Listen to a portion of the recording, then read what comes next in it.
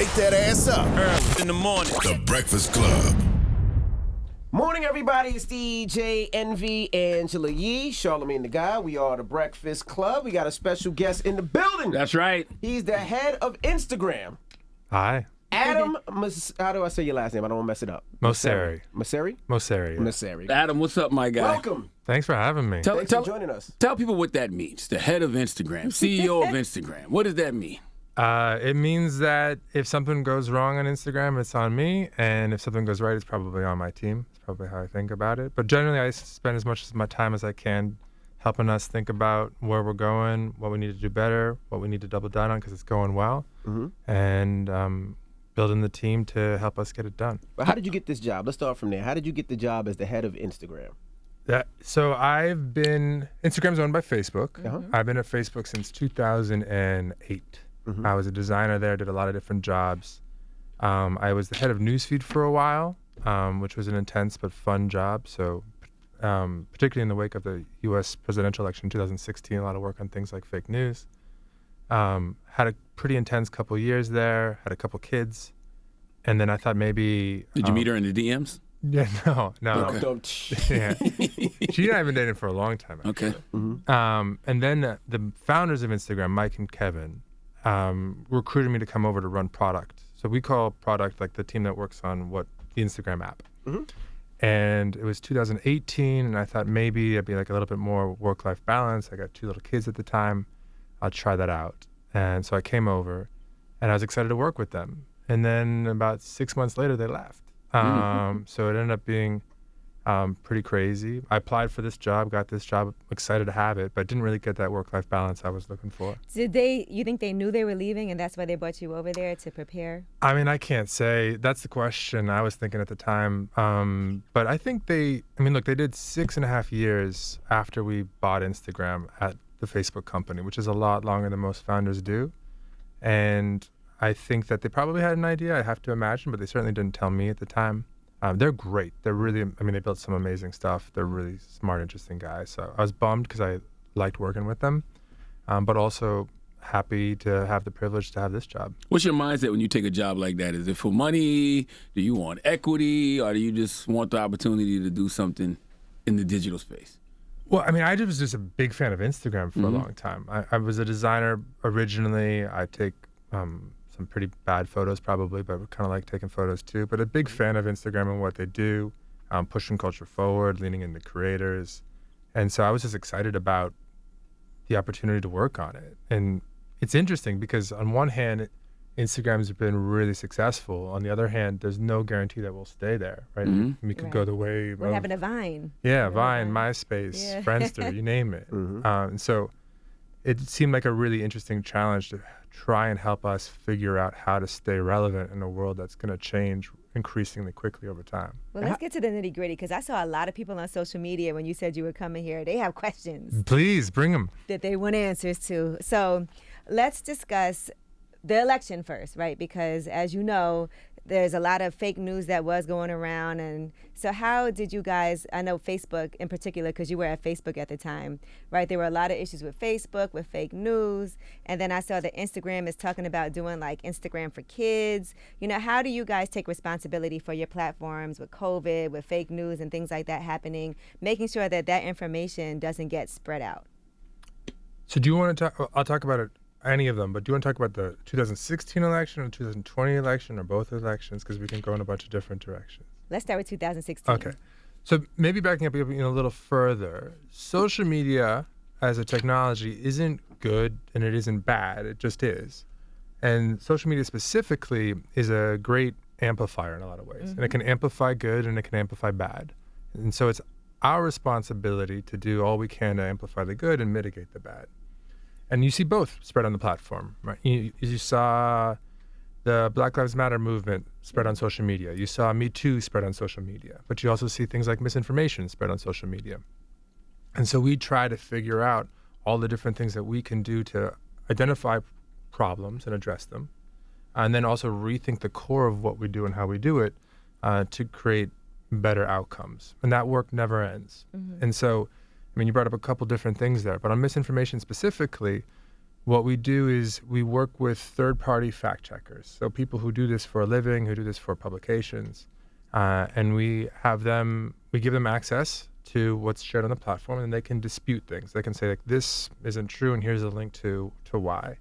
And when that happens, we reduce the spread of that when we label things and we give people links to good information. But we don't take it off the platform entirely unless there's a safety risk. So for things like COVID-19 or vaccine-related misinformation, we just take it off the platform entirely. How many people watches over that? It's increasing. So we don't know how many of the.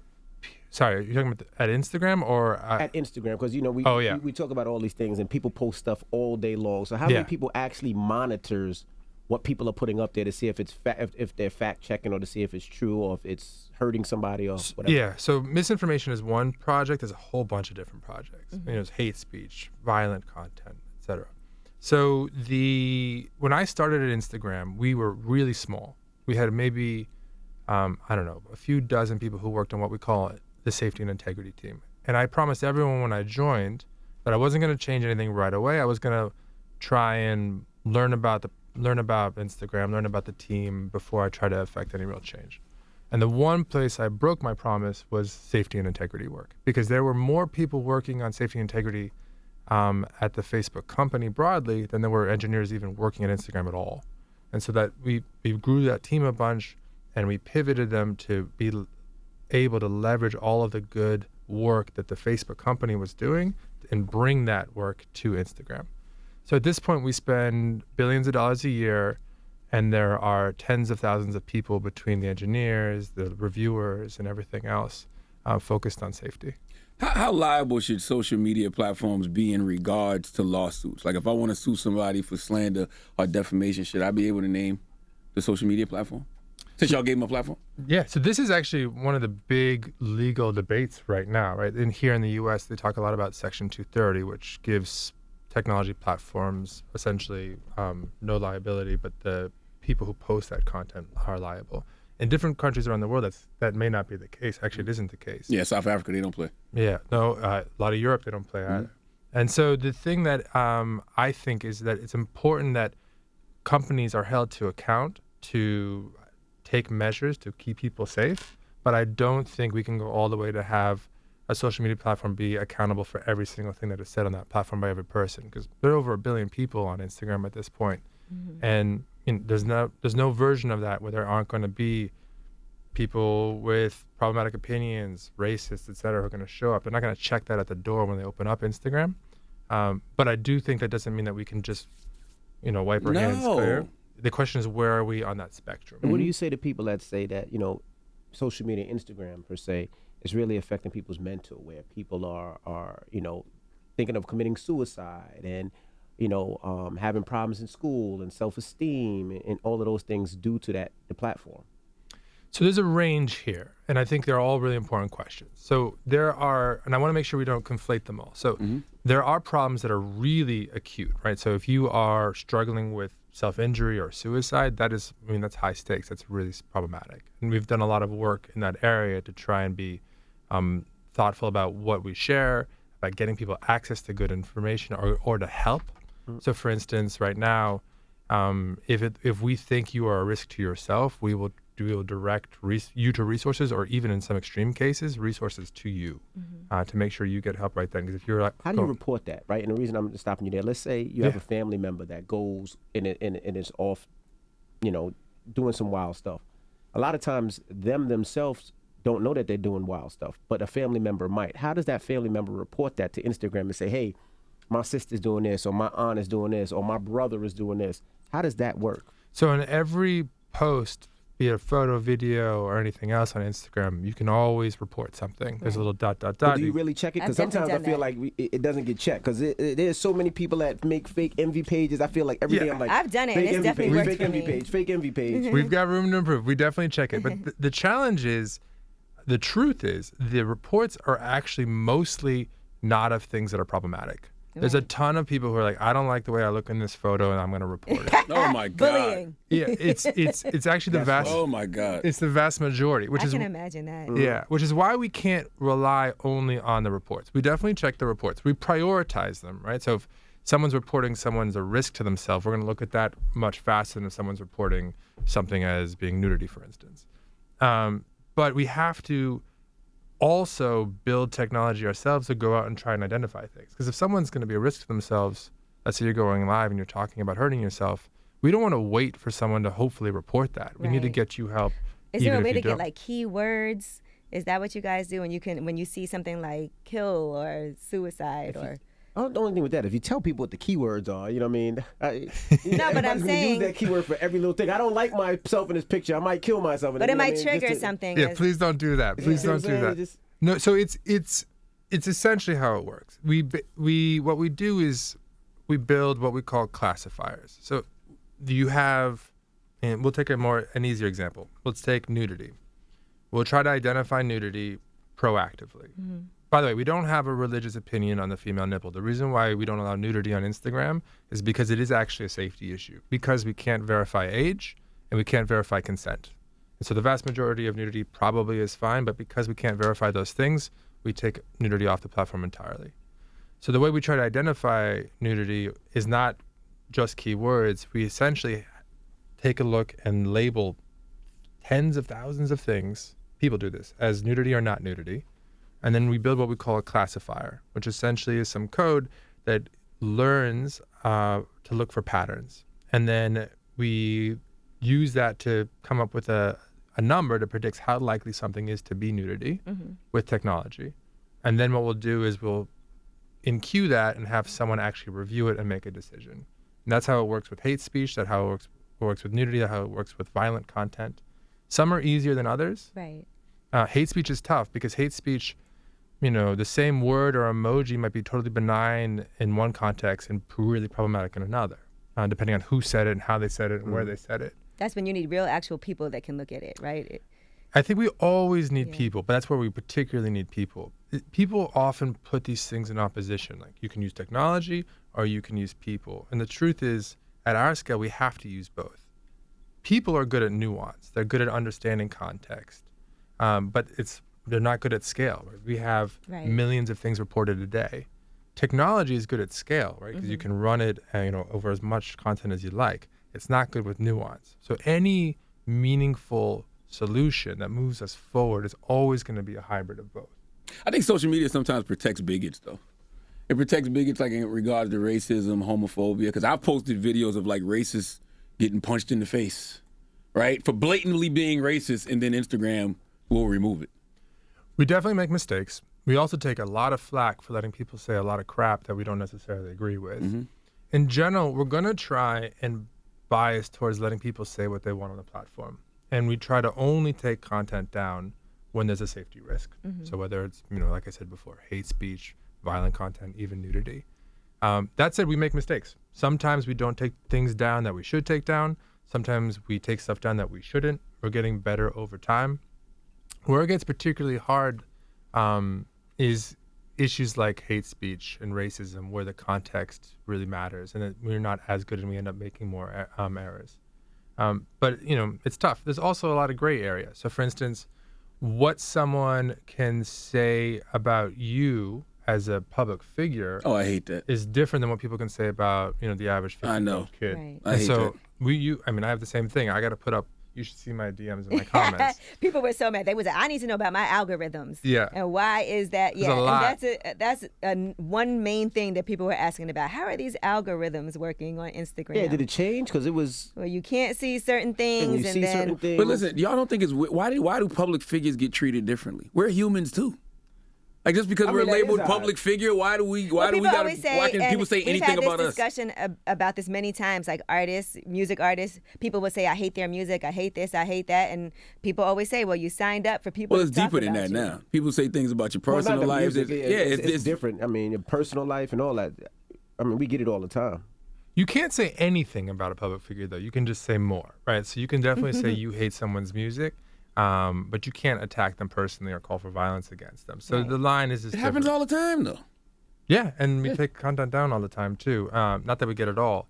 But the other thing is these policies, which is really where the most important questions are answered, are also always evolving, right? The world changes. How people communicate changes, how people spread hate changes. And so we have to not only have the technology change, but also the policies, the rules change along with it. We try to do so as best we can in public. So all our community guidelines and community policies are public. I'm trying to be really public, not only about those rules, but how we do what we do, the algorithms. Like, so I did a video just a couple weeks ago just to try to explain at a high level as much as I could. Because I think that we're not going to get everything right. And as uncomfortable it is to be out there and to be talking about what you do, because you're always going to get some serious scrutiny on both sides. Some people think we take down too much. Some people think we take down too little. We're going to get to a better place if we have this debate out in public and we get the scrutiny and we get the feedback.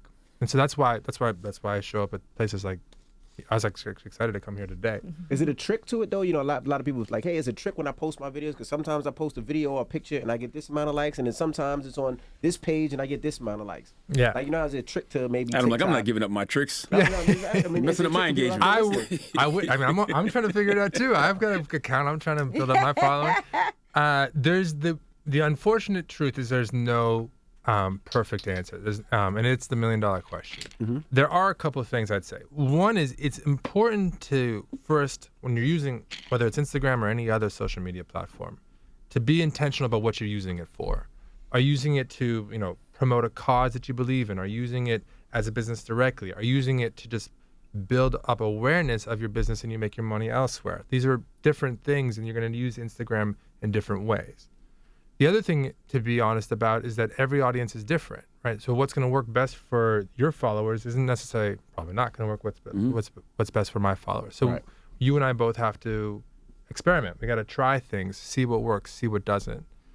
But there are other things that are more broadly true. So I do think it's generally true to give people a good sense of what you're about and what you do. So I try to build up these sort of patterns. So I do a video every week where I talk about what's happening on Instagram. I do an Ask Me Anything every week where you can ask me anything and I'll answer between 10 and 20 questions. And letting people know what they're going to get so that if they follow you helps. Video also, there seems to be a lot of interest across the entire world and always consuming more video. So some of those basics are more universal, but a lot of it is more nuanced, unfortunately. Should the FCC regulate social media like they do radio and TV? They can and they should. I think regulation is important. I think that social media is too big to not have governments have an opinion about what should and should not be okay. Now, the type of regulation, though, is particularly important. Some regulation could be really helpful, particularly clarifying what is and what is not, certain problematic content types. So for instance, we have a hate speech policy. Hate speech protects people based on 9 different types of traits. So, race, gender, religion, the things you would expect. That's our definition. In Germany, the hate speech definition is defined by law, and there's 15 categories. So we have to do things different there. So it would be helpful to have more standard definitions. But you have to be careful, because if you get too aggressive with regulation, or you write regulation in certain ways, you might incentivize social platforms to censor more, right? If you're going to fine them a big amount every time they make a mistake and that's something up, they're going to take down more because it's in their financial interest to do so. You also might make it so that it's harder for newer companies to do well, because the financial burden of complying with the regulation might be so high that a small company can't do it. So you got to be thoughtful about it. But we are really pro-regulation, but pro-thoughtful regulation. Yeah, I just want broadcasters to be held liable the way we're held liable. Like, we can't get on these airwaves and say anything or do anything or push any type of information, push any type of story. I get sued all the time. You know what I mean? I get cease and desist all the time. We get sued all the time too right now. By the way, so you know. Oh yeah, I mean, it's a big part of what we deal with. What about music? Like, you had a lot of DJs upset with you guys. Yes. During the pandemic, shout to D Nice. Even myself, I wasn't taken down. A lot of DJs were taken down if they played a song. Yeah. What was the difference? And I'm not saying it now to start taking me down, but what was the difference like? Because, I know I got clearance from some labels, and I know a lot of people don't know that, but I got clearance from some labels to play my records on Instagram. So what is the difference, like, why D-Nice could play a 10-hour set, and then let's say a local DJ play 10 minutes and he shut down? So it varies by country. Music rights are, quite frankly, a bit of a mess. And so what we're trying to do is secure the rights wherever we can, and then make sure that we allow DJs like you and D-Nice to do what they do. Because we want to be a place where, not only music, but culture more broadly gets pushed forward. And honestly, during the pandemic, not that it's over, but during the height of the pandemic, things like D-Nice or like the Versus battles were like a huge, amazing thing that we saw on the platform. Where I hit you about Versus. You didn't know what it was at the time. Really? I'm trying to remember. Well, I got sucked in every single Black employee at Instagram as soon as Versus started DMing me, being like, "You need to understand this. You need to get involved in this. You need." I wanted you to make it because they kept cutting it off. Oh no! Yeah, that's what it was. In the beginning. That was rights though. That was because we in our contracts with the labels, we were only allowed to have up to 30-minute lives. Right. And so we kind of pushed on them for a while. We got a little bit of a pass, and we couldn't do that anymore. We have to renegotiate those contracts. Those contracts are with different labels in every country. One of the reasons why Reels is in every country around the world right now is we don't have the rights to music in every country around the world. So we're constantly trying to make the space so that DJs and musicians can do what they do on our platform. We want them to be on our platform. We want to be a place where people push culture forward. We want to be a place where people are pushing boundaries. Sometimes we just need to do more to make that possible and still comply with the law. It's not that we get everything right there either, but I do feel like we made some progress. You can go live for longer now. We are better also for rights holders at identifying things that do violate or their policy or their IP, and then giving them tools, but also giving them ways to allow it or disallow it. We're always trying to get better at all. So DJs can get on now and not get cut off, or will they still get cut off if they play a certain song?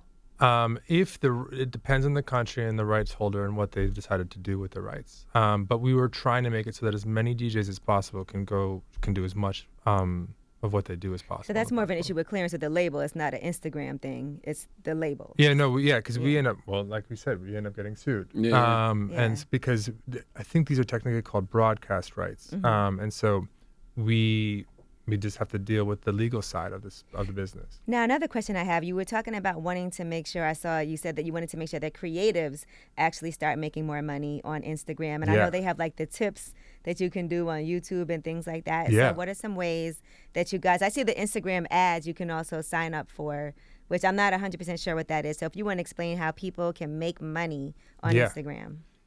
Absolutely. So we call this the group of people who make a living on Instagram or online more broadly, and whose personality is a big part of their brand. We call them creators. And we think one of the most important things happening right now is the shift in power from organizations and institutions to individuals across almost all industries, right? You're seeing athletes are more relevant than teams for the first time in history. Journalists and editors are building their own brands outside of the publications that they work for. Musicians can reach out directly to their fans without actually having to go through labels. And so we want to lean into that shift as much as possible.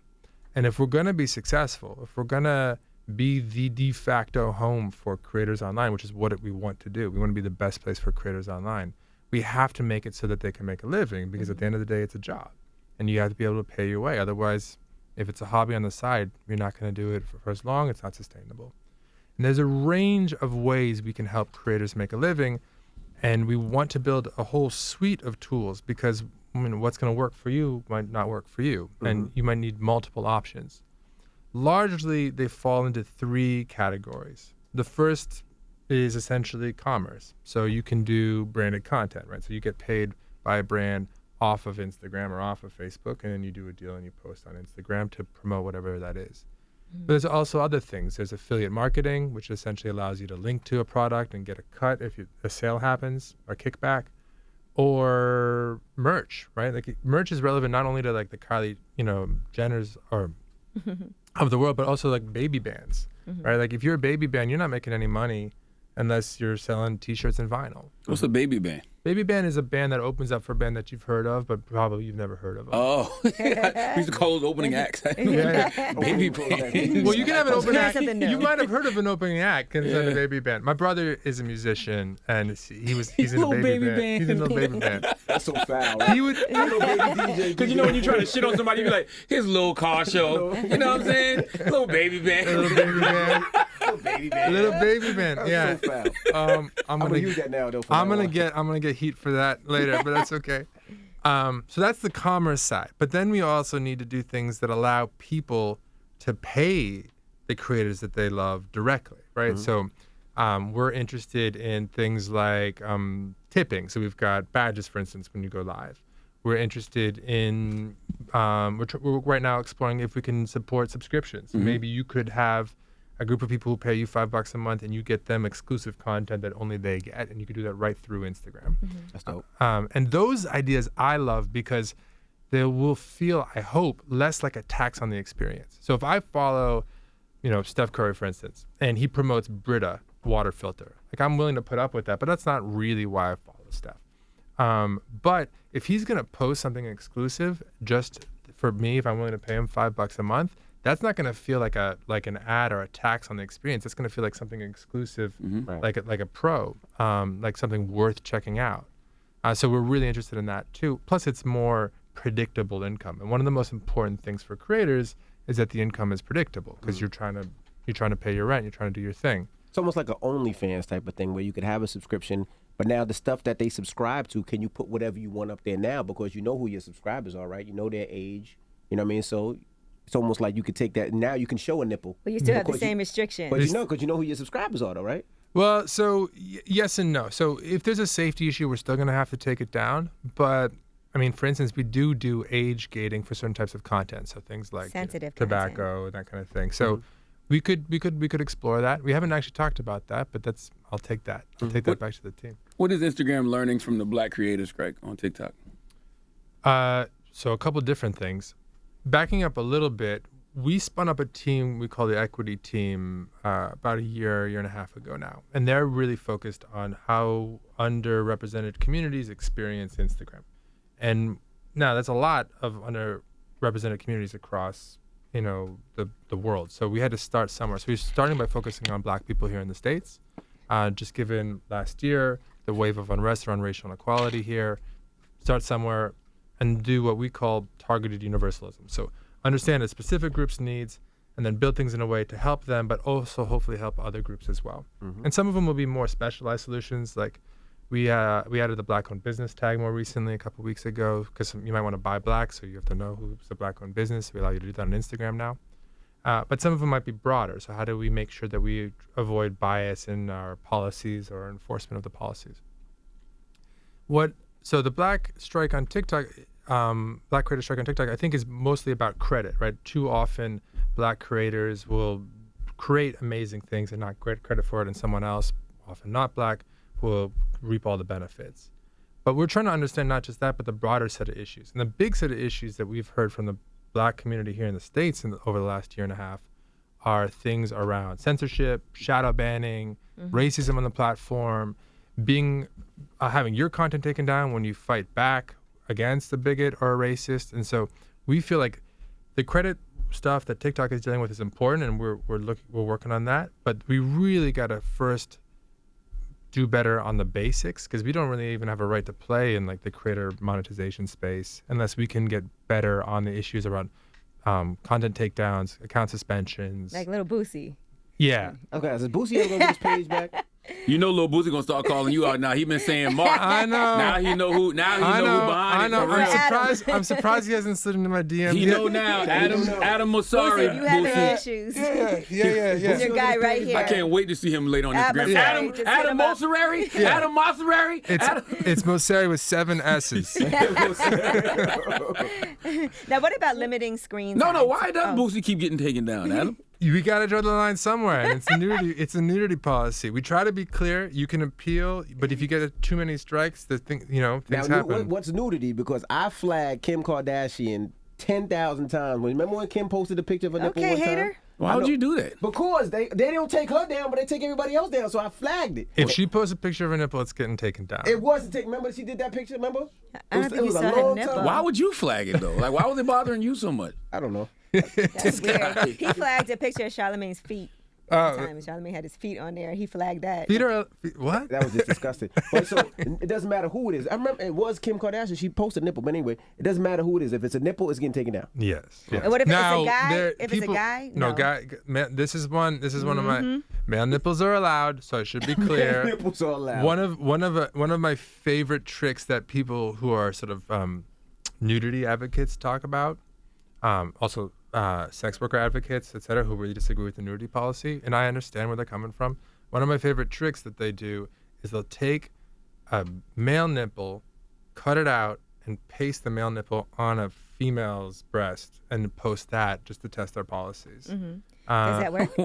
If we figure it out, that's allowed. They're this is what it means to like be a platform with as much reach as we have. Is you're gonna have people try to push you and figure things out. But it's clever, so you kind of have to give them credit. Does Instagram understand culture though, right? Because you got people like Lil Duval, Lil Boosie, whose page always get taken down, and it could be for doing things like using the N-word, but they're using it in like the context of that's my N-word, but it'll get taken down for like racial slurs or something like that. Yeah. Yeah, so it's tough because, no, we don't understand culture perfectly at all. Just to be super clear, you can't at our scale. And so there are things where we just have to draw the line or define a rule that is practical for us to actually enforce. Because the perfect rule is going to be nuanced, but the perfect rule we cannot enforce accurately and consistently, tens of thousands, hundreds of thousands, millions of times a day or whatever it is. And so, yeah, there are certain racial slurs that you cannot say on Instagram, regardless of how you identify. Now, that's just because if we don't think we would be able to get it right enough of the time, we would make too many mistakes otherwise. And it's better for us to be transparent about the rule, have you understand the rule, and then be able to act accordingly. And you can make your own decision. Like, we talked once because you had something taken down, and this was a really good learning for me, which was it was a video. And one of the issues with video takedowns is you might be a 40-minute video. You don't know what happened. Like, where in the video did you say something and what was it? So we have to figure out how to be more transparent about that. It's okay for people to... Oh, that's when I gave Donkey of the Day to the people who stormed the Capitol riots. And I'm like, why is this getting taken down? Yeah. Well, my main goal being on here is not to be Donkey of the Day, so we're going to see how that goes. But, yeah, no, and a lot of that content ended up being problematic in all sorts of other ways, too. So anyway, we have to define the rules in ways that people understand, because it's okay to disagree with us. We're always going to have people disagree with us on both sides. It's not okay for us not to be clear and transparent about what the rules are, because you get to decide to use Instagram or not. But if you're going to get taken down and not have something taken down or have something happen to you and you don't know why, that's on us. And so we have to do more to be transparent about it. People always say it's very difficult to get their page back when they've been scammed out of their page. We see this a lot. Like, somebody says, send me an email, your password, your Instagram, and then their pages will get taken. Why is it so hard for people to get their pages back? A couple different reasons. How can they do it to get their page back? Yeah, so there's a form now, you can do it online, you can submit. It used to be that our form was all sorts of broken and that was really on us. And so we've made a lot of progress there, still work to do. But one of the tricky things that happens is often people's phones get hacked or they get SIM hacked. And so what'll happen is it's not just that their Instagram got compromised, their email got compromised. And so when they go and they request their account back, that goes to an email that the hacker also, and the hacker does, and then they change the password again. And so one of the most important things to do is like get on, a clean email, maybe on your computer, not your phone, and use that in a way to make sure that the channel you use to get your account back isn't also compromised itself. And you have to send your ID and things like that, right? A picture. Depends on the specifics, but yeah, we do. We try to do it. We want people to get their accounts back, but I think that it can be tricky because we also have a lot of people who pretend they got hacked in order to take over your account. Right, to hack you. So you got to, it's that's a lot. one of the main ways that people try to get accounts in the first place. And so now, it's a balance. What about limiting screen time? Because I know that was a discussion that people have. Your phone will show you how long you've been on all of these apps. Is that something at Instagram that people are concerned about? Like, are you concerned about that? People being addicted and constantly on their phone? Yeah, a couple different things. For me, it's everything in moderation. When I used to leave the house as like a teenager, my mom always said moderation on the way out the door. So I think everything needs to be done in moderation. But I also want to be clear. There's a difference between like addiction, which is a compulsion to do something that is unhealthy for you that you cannot stop, and just problematic use or overuse, right? Like I don't think that I'm addicted to Netflix, but I probably watch a little bit too much Netflix. People are addicted to social media, though. Some are, and some just use it too much. And so what we try to do is decipher the difference. So if you're in a really problematic state, how can we intervene? How can we let you know how much time you're spending, et cetera? But if you're just using it a lot, the things that we need to do might be different. Replace that with cocaine. Replace what you said with cocaine. Some people aren't addicted, but some people just use it too much. I don't know if I can talk about It's the that. same thing. It's the same thing. Because if you're using it too much, you clearly have like a draw to it that you can't control. Right, but I think cocaine is a drug, and a drug has serious medical, implications. I on think your social health. media will in the future. I think psychologically, emotionally, mentally, we're not even scratching the surface of how social media is going to impact people in the future. I think that's reasonable, but I also think that every new technology has always been met with a wave of concern and skepticism. Right? People were worried about the radio. People were worried about TV. People were worried about bicycles when they first came out. They called them I was reading something in the New York Times. They were calling them like people killers. Every new technology is first met with a wave of optimism. People are really excited about what it can do. Mm-hmm. Then a huge wave of concern, all the bad sides, and there are always bad sides of all these things. And then ideally you get to some sort of balance. And by the way, as you get through it, the media itself or the technology itself gets better, right? So, cars are dangerous. Cars are largely a good thing. I think we could probably all agree. Mm-hmm. But, they get regulated. They learn about safety. They learn about, running crash tests, seatbelts, etc. I think social media as a technology is just at earlier in that phase. So yeah, I'm sure use of social media can affect your health, because communicating with anyone can affect your health, and social media is just a way to connect. What do you think is too much if you had to say, okay, this is too many hours? I don't think there's one rule for that. I think it depends on the person. It also depends on your age, right? So my kids are too young to use social media. They're 5, 3, and 1. But when they're old enough, when they're 13, I'll be psyched about them using Instagram, but I'll probably set limits. Mm-hmm. By the way, we actually built the tool so that you could set yourself a limit on how much time you use Instagram, and then you can see how much time you use. Then about 6 months later, both Apple and Google did this for the operating systems. So which is great, by the way. I kind of wish we knew that, because we could have built something else with that time. But I think it's good to give people that kind of information and that sort of control. I was going to ask you, you said 13. What age do you think your child should be on Instagram? Because you said 13. Right now, the rule is 13. You have to be 13 to be on Instagram. Weren't they talking about doing an Instagram for kids? We're working on it. The issue there is we know there are kids who want to be on not only Instagram but other social media platforms. And we know that it's difficult to verify age. If you're 12 or you're 13, you don't have an ID. There's no real way for us to verify age and not get it wrong some of the time. So in that world, and we think that it's the most responsible thing to do, is to give kids access to Instagram in a way that gives parents both transparency and some oversight, some control. That's just going to be a healthier, safer place. It has to be. We also knew that as soon as people found out that we were working on that, we were going to get a lot of heat for it. But it's the right thing to do, so we got to do it. So we're working on it.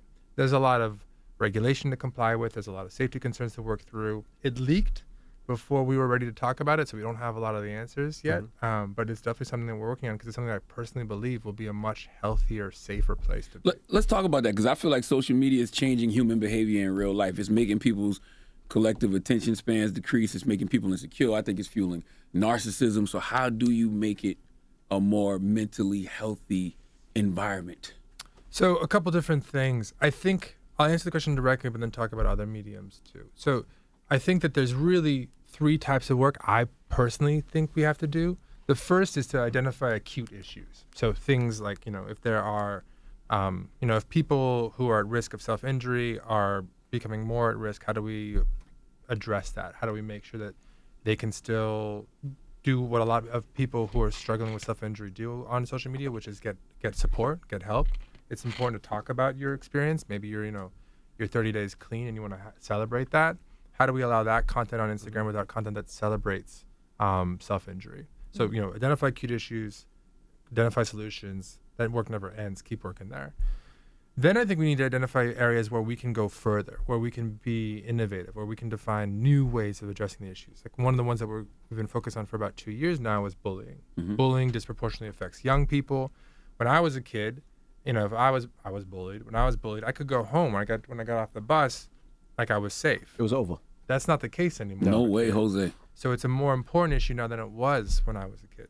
Right. And so then what can we do there? And there we're trying to invent new things. Things like restrict, right? Restrict allows you to block someone without you knowing about it. So I love restrict. That's my favorite thing to do. It's my favorite because feature. they're still posting, but they don't know that no one can see it but them. And Yeah. And so that was from our work on bullying. We were talking to teens, And we said, well, why don't you just block them? Because then they go on other platforms and talk about you everywhere else because they know they're blocked. But when they're restricted, Yeah, they don't know. exactly. Plus, they know that you blocked them, and so that escalates the situation. And it's not like they can't get you somewhere else, maybe at school, maybe on another platform.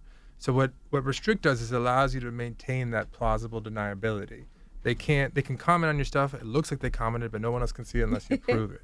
Their DMs you can read without sending weird receipts that ends up in that other inbox so that you can go check it out only when you're feeling ready to deal with that kind of thing.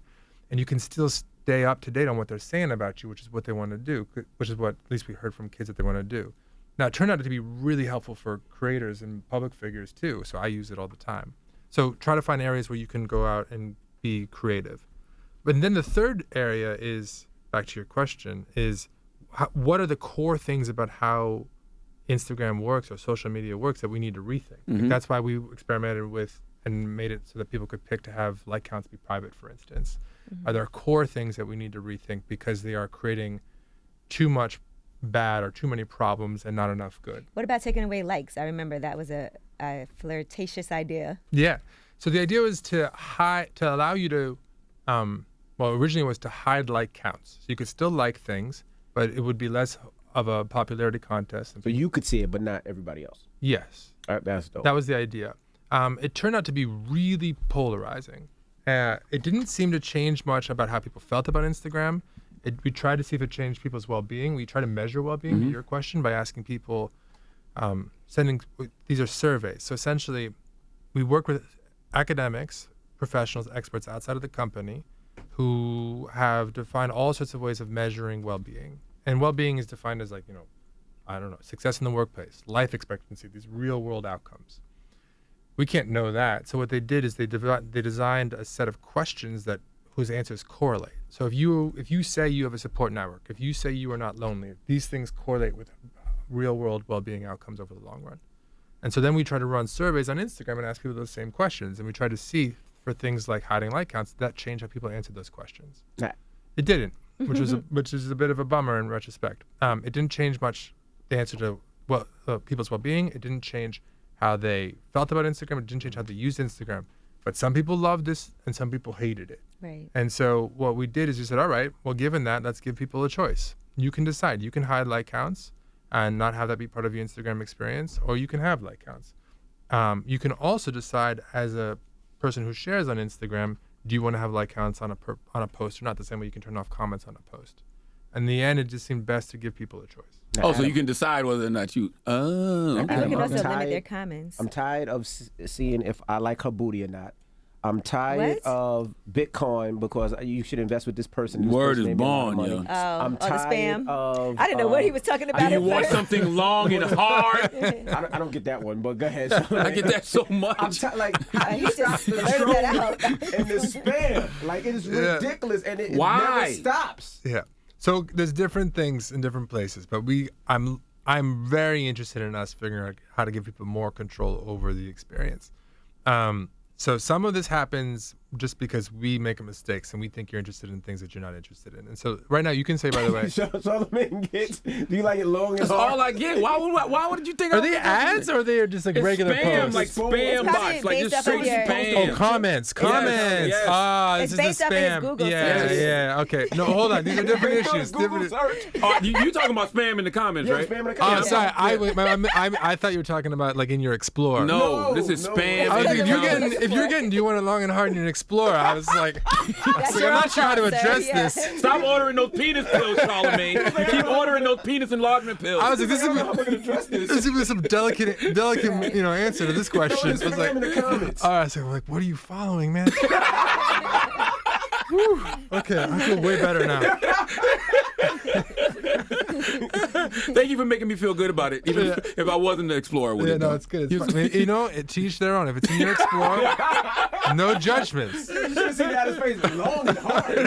And the way he yelled at you, like he No, it's in the comments. In the comments. I can Yeah. post a picture right now, and within seconds. Yeah, so this is, so the bots and the spam comments. So we are working on this. One of the things is we've made less progress on this issue as some other issues because we've prioritized things like safety issues because the real world risk is higher. But we've gotten better at bots. But the thing is, the spammers and the bots, they've gotten more sophisticated. So we do things. We look like, okay, if you comment every second of the day, 24 hours a day, you're not a person, you're a bot. So we shut you down. But they, if you keep commenting from the same phone, at a ridiculous rate, like we shut you down. But they've gotten sophisticated. They mask themselves as different phones. They do it on different intervals. They pretend to sleep. They do all of this stuff. And so it's an arms race, so to speak. And so the work never ends. As we get better at addressing issues, they work around those issues, and then we got to get better at addressing those new issues. You guys should hire them. They seem pretty. We try. We try. We try. We try. It is people who do that though. Right. There are companies that you can hire to spam whatever you want. Like it could be DJ. I hate DJ Envy because he's beige, and it'd be a bunch of comments constantly saying that. No, for real. Yeah. You got to be careful with those too, because the other one that's out there is there'll be companies that'll sell you likes. Yes. And followers. They'll give you, or they'll say they'll give you, 1,000 free or whatever. Just log in. But that's how you know you're in trouble, because what happens is now you give them your name and password, That's right. and that's how they do. That's how they get people fake likes and comments. They go and log in as you in like other accounts. So they'll get you to do it by offering you 1,000 free followers or 1,000 free likes. And then they get 1,000 other people like that, and that's how they give the next guy those Does that comments. really work, that you get followers and likes when people do that? Don't do it. It might work, but it will work temporarily, because as we get better at shutting it down, we take those accounts down, and you've also self-compromised your account, and now you're liking a bunch of stuff that you don't even know you're liking because they're liking on your behalf. Now, how do you reset it? Because usually every couple of years you reset Instagram, right? And you take away all the bots, and then you see what people's really followers are and what their real likes are. How often do you do that? Constantly. Now, what'll sometimes happen is we'll discover a whole new bot farm, so to speak, or a whole new network of bots, and then a bunch will come down at once. But we're taking down accounts that are fake, every minute of every day. What about getting verified? People always want to know, how can I get verified? Yes. There's people that are like, I can pay for, if you pay me, I can get you verified. 100 racks to Adam. Scam. Don't. So you can apply in the app. The point of verification, though, it's not supposed to be a status symbol. It's supposed to be a way for people who are getting impersonated to be able to signal to the world what their real account is. Now, it's turned into a status symbol. I get that, but that was not ever the intent. You can apply in the app. What we look for essentially is notability, and we try to evaluate it using third parties. So we basically look for press about you. Mm-hmm. There's no minimum follower count. That we used to have that seemed inequitable, so we got rid of it. Actually, that came from the equity team. One of the issues with relying on press is that the press has bias, right? Like in a country like Brazil, for instance, right? There's a vibrant, amazing Black community in Brazil. They're not reflected proportionally in the Brazilian media. So we have to then go out and figure out, okay, what's the list of publications that we use, and how do we expand that list to be more equitable, to be more inclusive, to be more reflective of the vibrant, diverse community that's actually on Instagram in the first place. And so that list is always getting expanded accordingly.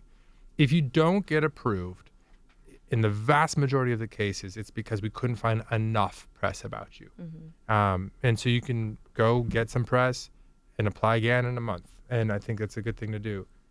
It's frustrating, I know, because I see it. My DMs are all like, it's my birthday. All I want for my birthday is a blue check mark, or my account got hacked. How do I get it back? And so I get that it can be frustrating, but we really need to make sure that there is a process, that it's not, because if everyone has a blue check mark, then it don't mean nothing. It doesn't mean anything. Right. Exactly. I was going to ask that too. If let's say I search cars, and then all I'll get is cars, car. Or if I search phones, all I get is phone. Do you guys do that? And can we take that off so I don't have to see that all day long? Sure, forget searching. I can be talking about something. Right. We don't listen. I'm gonna You're tell a liar. My wife thinks I'm a liar on this too. It's a real constant fight at the home. Okay, so on the search, or on ads more broadly. So this is ads where this will happen. Ads, yep. Though Explorer is a little tippy too. Like if I express a little bit too much interest in something, I get a lot of that thing for a couple of while. So we're trying to get to better balance there. But on ads, you can go to your ad preferences and you can say, I'm interested in, it will show you what we think you're interested in, and you can change them. And so that's over under settings under your profile under ad preferences. And I think that's important. For listening, we are not listening. It would be a gross violation of policy. It would also drain your battery. Your phone would turn on, like you would be able to know it.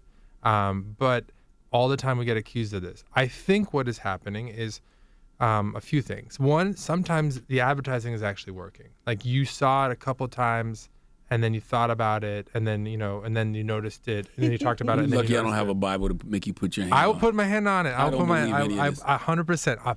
I don't know how to convince. I'm not going to convince you clearly. Swear to Mark Zuckerberg. I swear. I swear. That's a weird thing to do, but if you want me to do it, I'll do it. I think that's part of what's happening. I think also is that we don't just show you ads based on what we know about you. We show you ads based on, your whole, like what your friends seem to like, what people who like things that you like also seem to like. So maybe, I don't know, maybe I'm into snowboarding or something, and then it turns out snowboarders are often into surfing, and so we'll show you surf ads. Like that happens. We call that collaborative filtering. Basically, you just fan out. So that'll work too. And ads are good. Like we're good at figuring out what you're interested in. We don't always get it right. We make mistakes. I know people sometimes. I know a lot of people don't like ads, but we think that ads fundamentally they allow small businesses to play on an equal playing field with big businesses. Before the internet, if you were a small business, you had no access to the tools that the big businesses had to try and build their business. Small businesses are disproportionately owned by Black and brown people here in the States. We think that's a good thing. It's obviously that you'd rather see something from your friend or an account you follow or a creator you're inspired by than an ad. But it's what pays for the whole thing to exist and why we can offer the service for free. So, has that ever happened to you? Have you been talking about something, then you look down at your Instagram and the ad for it pops up? Not directly, no. But I've definitely had things been like, how the hell did we know I was interested in that? That's definitely happened before. But you can go in your ad preferences and see what we think you're interested in and why. So I think it's good. But yeah, look, my wife doesn't believe me either on this. I'm still trying to figure out a more compelling answer because it's the truth, but I haven't figured it out yet. So you are able to check your wife's DMs if you should so choose. No, absolutely not. No. I would straight up get fired if I did. So they can see what people are doing that are working. I was reading this article about Facebook, and they were saying how they were like some creepy engineers that worked there, and they would find out where women were going to be and show up because they were able to access their information. No, you get fired for a lot less than that these days. And they did get fired, though. Oh, I actually don't even know about this one. I should look it up. If you access any private information that you don't need to do your job, you will get fired. And I've personally had to fire people who did that not in a shady way. They were just trying to help. Someone reached out and said like, well, I don't know, we're having this issue. Can you help me out? And they just try to figure out what was going on. But because they went and got access to private information that they didn't have to do their core job, we have a zero tolerance policy. It doesn't matter what your intent was, good or bad. It's too important that people can feel comfortable that their information is private on our platform. So we will fire you for a lot less than that.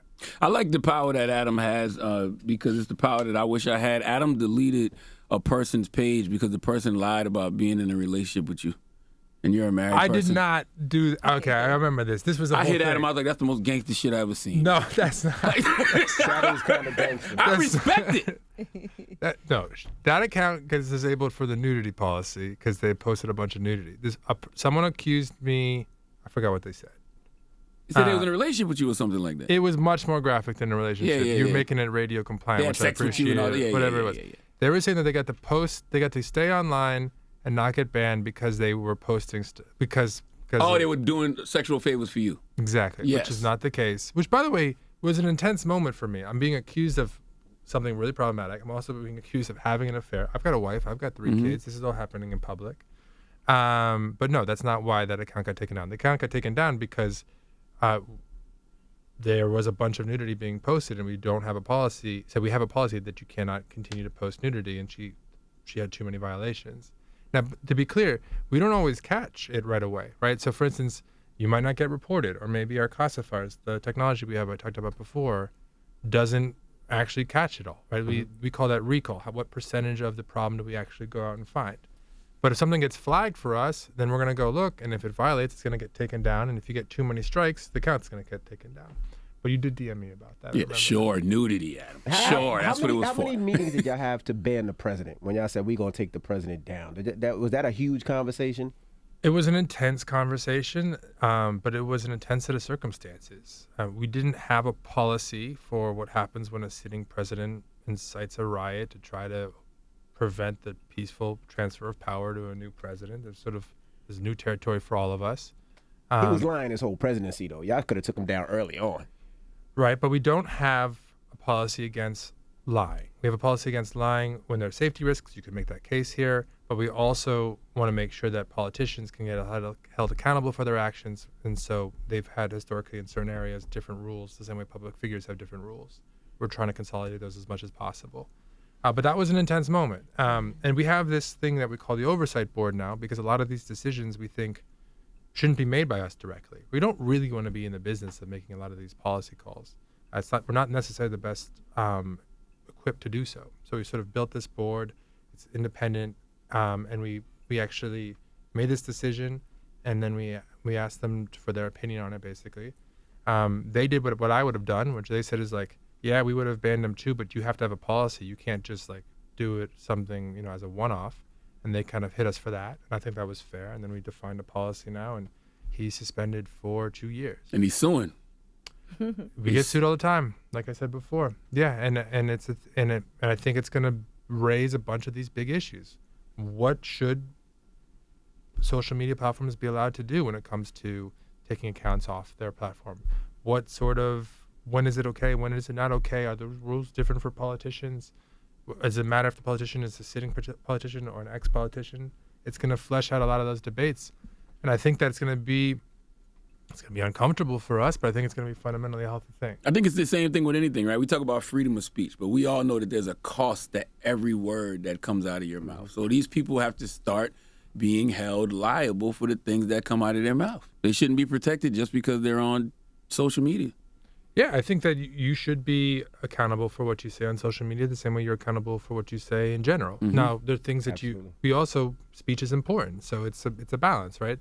You can say some pretty heinous things, and that's allowed. You cannot yell fire in a theater and risk like hurting everybody. And so what's the equivalent online is one of the big debates of our time. Another big debate is the tension between safety and privacy, right? We can keep people safe better if we look at more content, but then that infringes on people's privacy. So where are you on that spectrum? That's another one of the big debates of our generation. Who owns the pictures that you post on? Because there was a rumor that you own your pictures. So you own your pictures. So we own the pictures. So Instagram does not own the pictures. Yeah, once every year or two, we get some meme that goes nuts. You get a bunch of creators. You're like, get off of Instagram because they own you. Yeah, the partnership, and then I start going on there, and you're commenting on Martha Stewart's thing, be like, no, you own your stuff, I promise, and it's a whole thing. But once every year or two, we get a fake, false declaration that you don't own your stuff, and if you repost this random chain letter, you own it, and it goes viral. And so we experience the downsides of misinformation too, but then we try to go on, correct it as quickly as possible. And make sure people know what the real rules are. How long does this? I'm sorry, last question for me. How long does it stay in the garbage can? Meaning, let's say I post something and I delete it. Yeah. How long do you guys actually have it? And can the police just say, you know what, I need to get his old account or get some old Instagram posts or old DMs? How does that? Envy, what you got going on? I'm just asking. So when you delete it, they always say when you delete something, it's never deleted. So I'm just curious. I don't know off the top of my head how long it stays before it's fully gone. You can go, though, and request things to get fully expunged. When it comes to law enforcement requests, we push back a lot. Now, it's different in different countries. Different law enforcement is more or less aggressive or more or less legitimate, depending on the rule of law. We operate everywhere. Mm-hmm. But we're always going to try and push back whenever we can, but also comply with local law. You need a subpoena to get access, or? Yeah, it depends on the country. The laws are different, but yeah, you can't, we're not looking to hand over content.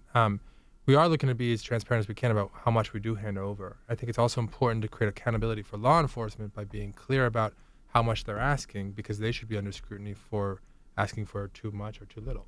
I just got a couple more questions. I read a great book called Digital Minimalism by Cal Newport, and he speaks about social media, being a tool. Right? So when did you realize that social media was a tool and not a toy?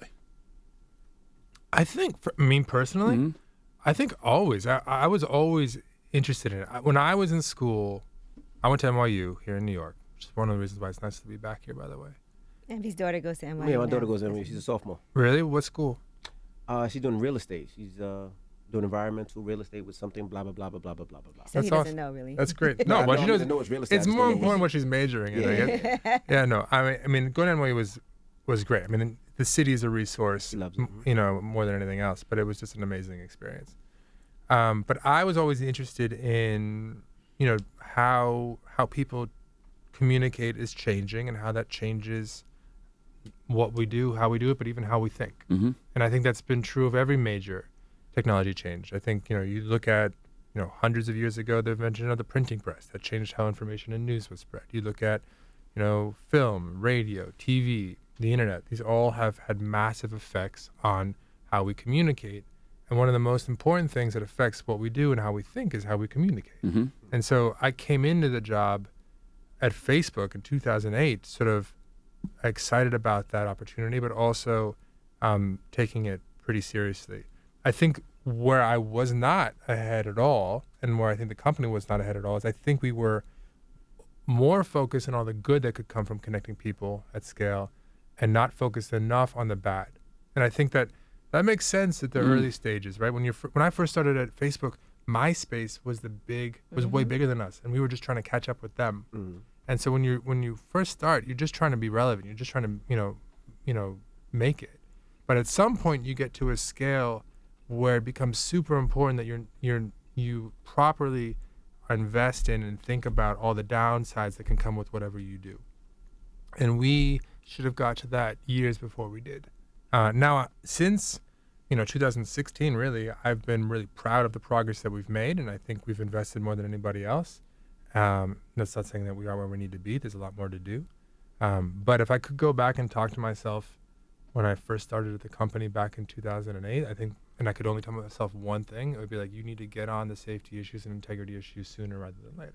Yeah, because I wonder about the intention. I wonder what the intention was when they first started a lot of these sites. But also, when you see Frankenstein becoming Frankenstein, when do you know maybe it might be time to take down Frankenstein? Is Frankenstein the whole thing at this point? It feels like it. Like when you watch movies, when you watch documentaries like The Social Dilemma on Netflix, what goes through your mind? Well, I know most of those guys, so that was a little bit hard for me. That was a rough Friday night. I knew I should watch it. I knew it would be unpleasant, but I knew it was talking about a bunch of important issues. That specific one, though, I felt like was a little bit dramatic. Like the triplet programmers, like in a Star Trek place, deciding what you see is clearly not how things work. But overall, I thought they were bringing up important issues that should be talked about. I thought that's a healthy thing. Mm-hmm.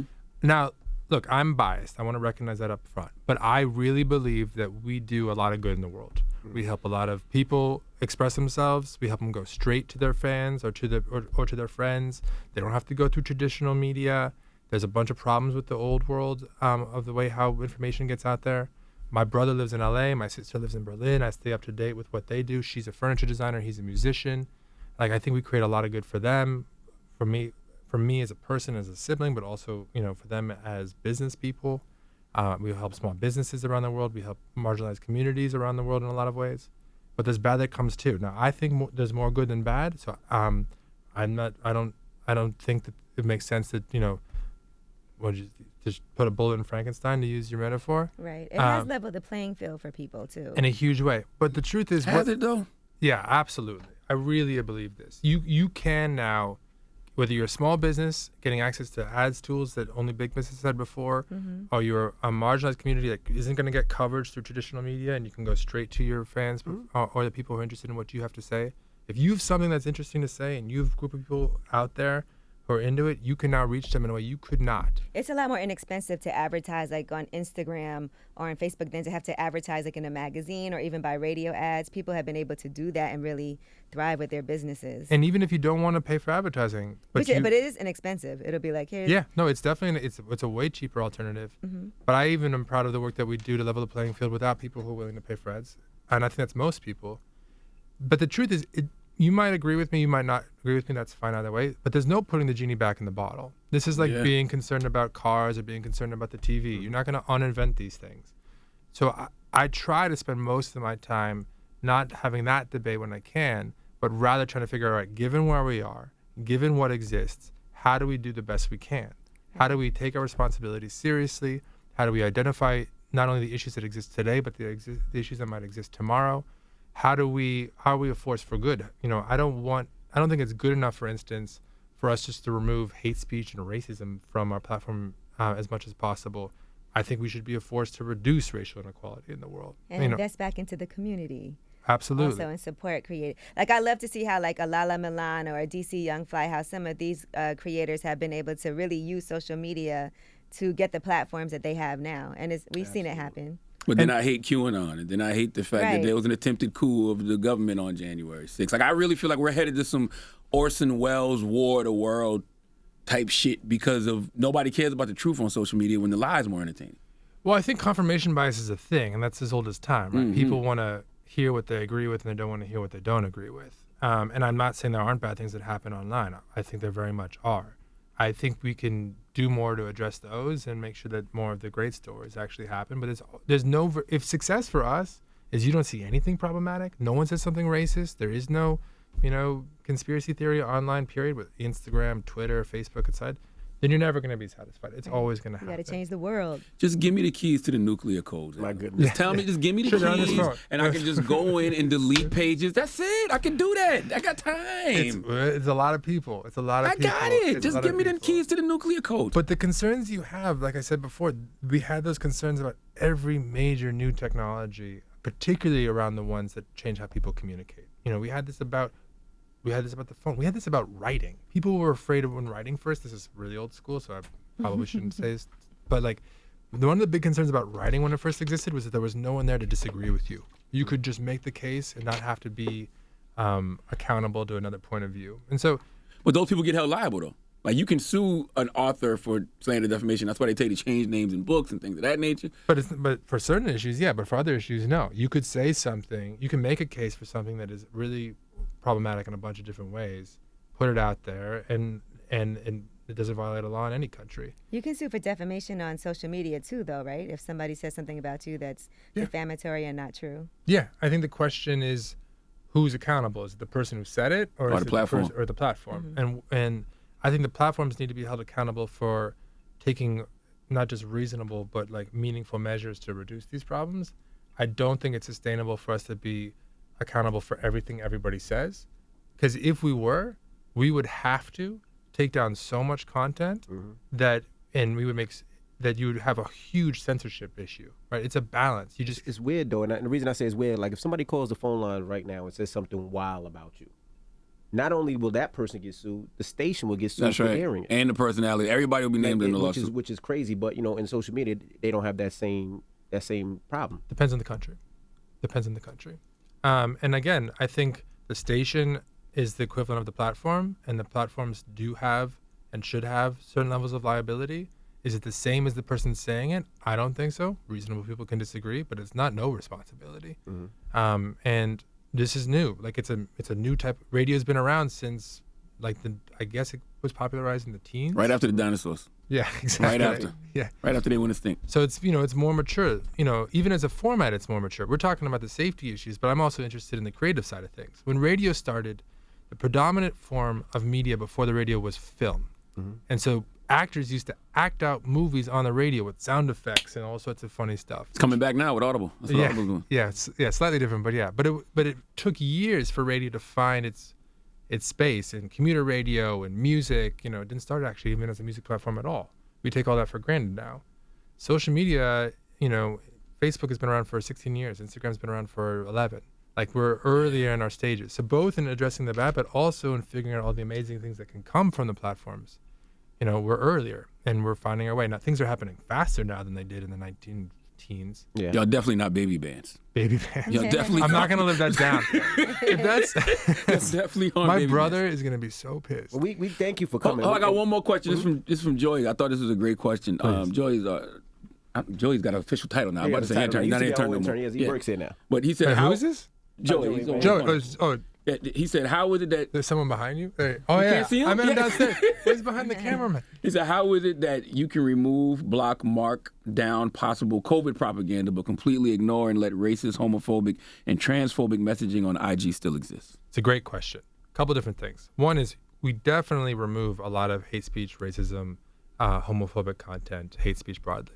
You can actually see how much we take down. We release every 3 months a report, how much is proactive, how much is reactive based on reports, et cetera. The reason why it's harder and we miss more is because context matters. So COVID-19 related information is easier for us to identify if it just uses one of the certain keywords, et cetera. It's easier to find. And by the way, we're just labeling it most of the time. And so the cost of being wrong, it's not actually about COVID content is not that high. It's just you just had a label on something else. The cost of taking something down that isn't actually hate speech is actually quite high. And then context matters. There's words that, there's things that I could say that would be really problematic that you could say that wouldn't be at all. And so that makes it more difficult to do with technology. Now we're getting better, and you can see that in the numbers every 3 months, but there's still a lot of work to do. All right. We appreciate you for joining us. So Lil Boosie's page is down because of nudity. Sorry. What about Lil And why Lil Duval? I don't know off the top of my head. I'll look it up though. Okay.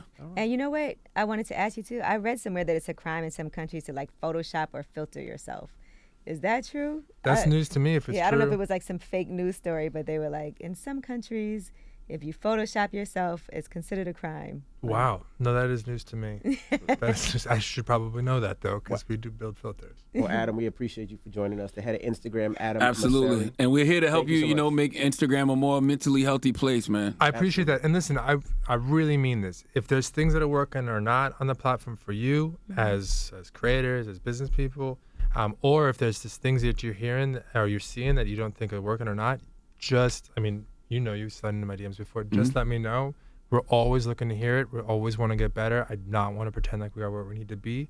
I just care about putting one foot in front of the other and getting to a better place one day at a time. Word. Well, it's Adam. It's the Breakfast Club. Good morning. Thank you.